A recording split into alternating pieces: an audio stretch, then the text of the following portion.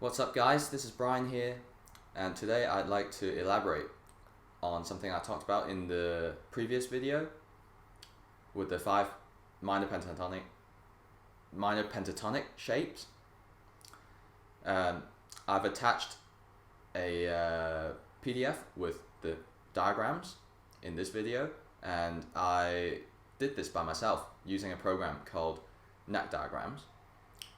I bought it for about 40 quid a few years back, and it's definitely worth a try, just because you can start to organize information about the fretboard kind of in your own way, and you're not having to rely on someone else's teaching material.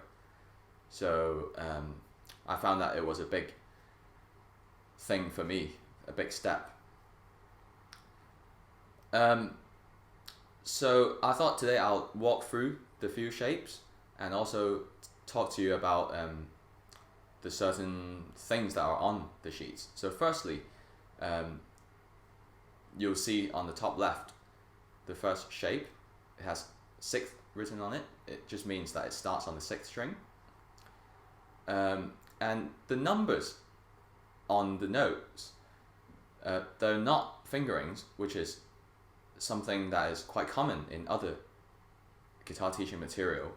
So for example, in other material you might see 1 3 1 1 4 1 3 1 3 1 3 1 4 1 4. But I find that those are more geared towards the technical aspects. So I want to actually know about the musical aspects of this scale, so the numbers in the diagrams represent the degree names in relation to the scale. In this case, the minor pentatonic scale, 1, flat 3rd, 4th, 5th, flat 7, and then you go back to 1 again, the root. And whilst doing that, I'd strongly recommend you to say the names of the notes out loud as well, so that you know A is the root, your flat 3rd will be C, and then you know that D is the 4th of A. This is also partly the reason why I didn't put in any fret numbers, and that is because you can easily move this shape, transpose it up or down the guitar, as long as it's on the same string. So for example, if I start this on the 8th fret, I'm going to now be playing the C minor pentatonic scale, and the root is C, the flat 3rd will be E flat, G will be the 4th, and so on. So you can actually practice this, the same scale, in all 12 keys. The top left shape, starting on the 6th string, you're going to start on the 1st finger. Maybe for the purpose of this walkthrough, you can actually see how I'm playing it in terms of fingerings.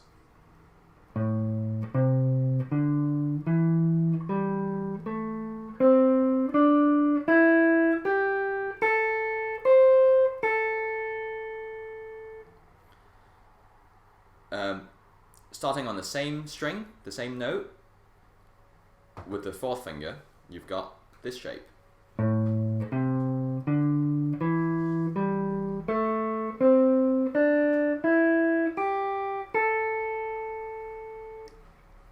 Starting on the 5th string, on the 1st finger, you've got this shape.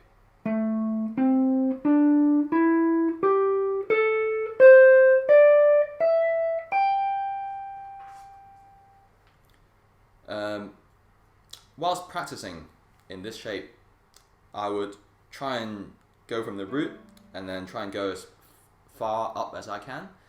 On the way back down, I like to reach as low as I can and then go back up to the root. So it would sound like this.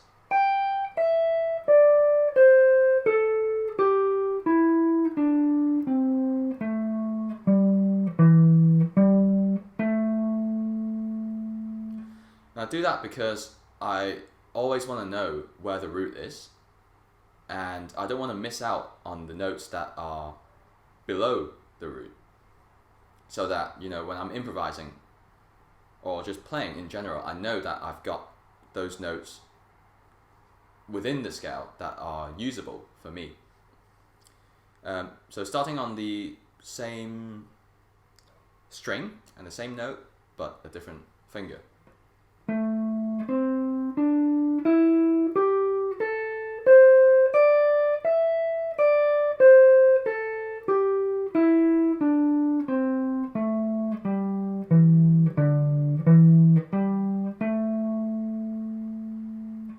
And then finally, you've got starting on the 4th string, first finger.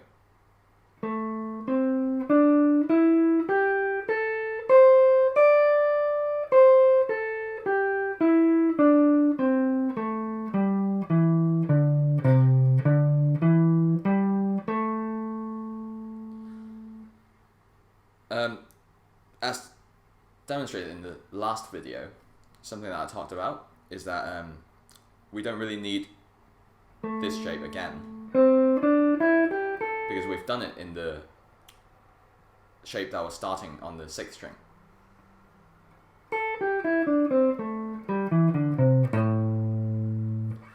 Yeah, so in the next video I'm going to talk a bit about how I would practice it with the metronome, playing different rhythms possibly, and introducing something called sequencing into these scales to make it a bit more usable and musical. So that's it. If you enjoyed the video, please like it and subscribe to my channel for more of these videos. I try and do one new video a week, but I'll probably do more than that. So keep an eye out, and I'll see you in the next video. Cheers.